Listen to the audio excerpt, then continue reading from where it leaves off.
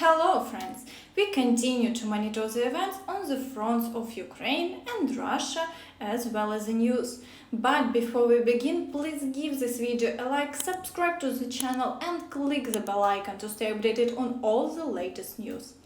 And today let's start right away with the Vuhledar direction, where the second wave of offensive actions is taking place. The Ukrainian armed forces are storming the town of Priyutne, but the problem is that Russia has been preparing for these offensive actions for a whole year. They are shelling all Ukrainian military formations, advancing and adjusting the fire from drones. As you understand, they have intercepted technologies that were initially used only by the Ukrainian armed forces, making it much more difficult to break through their defense.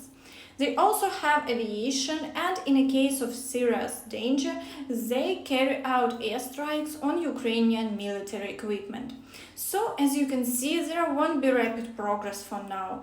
The Russians claim to have destroyed a large number of Ukrainian military vehicles. In the Zaporizhia direction, offensive actions are underway towards the town of Robotine, but they still need to cover a distance of 3.5 kilometers through fields with a large number of Russian trenches and fortifications before moving on to liberating the village. Unfortunately, the occupiers are not retreating here either, and shelling continues, while the Ukrainian armed forces continue to destroy Russian bases far behind the front lines. It has been reported that there was an explosion near Berdyansk, but there are no details available yet. There is also a problem that could lead to another global catastrophe, namely the Zaporizhia nuclear power plant. Станом на зараз насправді певна загроза існує. Ще раз кажу, певна, тому що, перш за все, Запорізька атомна електростанція як знаходилась, так і знаходиться під тимчасовим контролем окупаційних військ.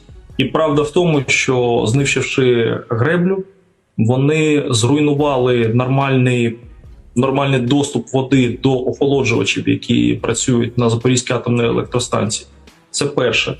Але друге, найстрашніше, це те, що за цей час Запорізька атомна електростанція була додатково замінована, і що найстрашніше, замінований саме охолоджувач. Якщо вони виведуть його з ладу шляхом підриву, будуть, давайте так, велика вірогідність того, що... The thing is, many doubted that Russia would resort to blowing up the Kakhovka dam because it would flood their own positions.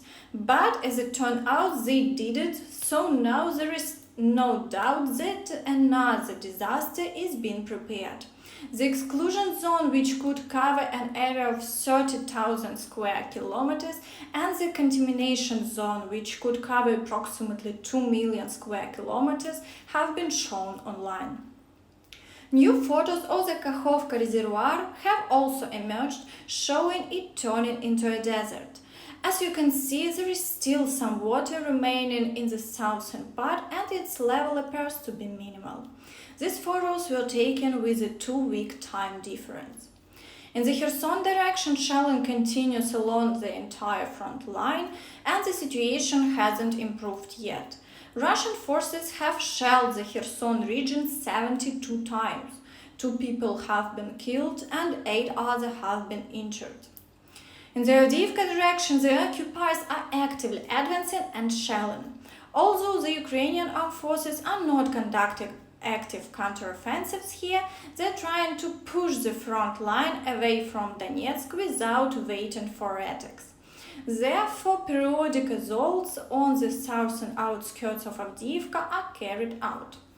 The offensive actions are also taking place in Krasnogorivka, Marinka and Peremoha. However, the front line remained unchanged in the past 24 hours. In the Bakhmut direction, the flanking operations are in the final stage. Only a few towns remain, and the encirclement of Solidar and Bakhmut will begin. However, realizing the danger, Russia has urgently started launching attacks in the area of Orikhovo-Vasilievka and Grigorievka. Shelling is also ongoing along the entire front line. Nevertheless, the front line remained unchanged in the past 24 hours. In the Lugansk direction, active fighting continues. Particularly in the Crimea area, the Russians are carrying out attacks with multiple groups in the vicinity of Dibrova, Zarychny and Yampolivka. These attacks were anticipated due to reports of Russia mobilizing significant equipment and manpower, and now they are putting them into action. Meanwhile, the situation remains stable in the Zaporizhia area with ongoing shelling but no offensive action. In the Svatova direction, the Russians are shelling several settlements, but no new attacks have been observed and the front line remains unchanged. In the Belgorod region, all attacks have ceased and only shelling from Russian territory towards Chernihiv, Sumy and Kharkiv regions are reported. Furthermore, the losses on the Russian side continue to mount. In the past day alone, Ukraine has destroyed over 1,000 units of Russian manpower. However, Russian officials claim that 90% of their military personnel are alive and well. Когда выступала, абсолютно по сути все верно, но, видимо, оговорилась, сказав, что у нас 90% российских военнослужащих нуждаются в протезировании. У нас 90% российских военнослужащих живы-здоровы, выполняют задачи, ну а те, кто получил ранения, вот с теми, конечно, мы работаем, поэтому вот в качестве небольшого уточнения. Спасибо. Well, it seems they have no clue about what's happening on the front line. But why are we surprised? It's Russia after all. The media outlets reported that several drones crashed in Novaya Moskva and Primoskovia.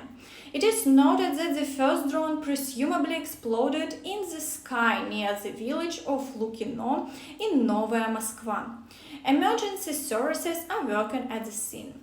In addition, 2 more drones fell around 5 a.m. in the Narofaminsky district of the Moscow region near a military unit. According to preliminary data, there are no casualties. The American defense company Raytheon has been awarded a contract worth over $1 billion for the production of AMRAAM air-to-air missiles. This was announced in a press release by the Pentagon as reported by European Truth. The contract includes the manufacturing of missiles, the telemetry system for AMRAAM, spare parts, and engineering and technical support for production. It is expected that production will be completed by January 31, 2027. This contract involves non-classified foreign military sales to many countries worldwide, including Ukraine. That's all for now. Thank you for your attention and see you next time. Bye-bye!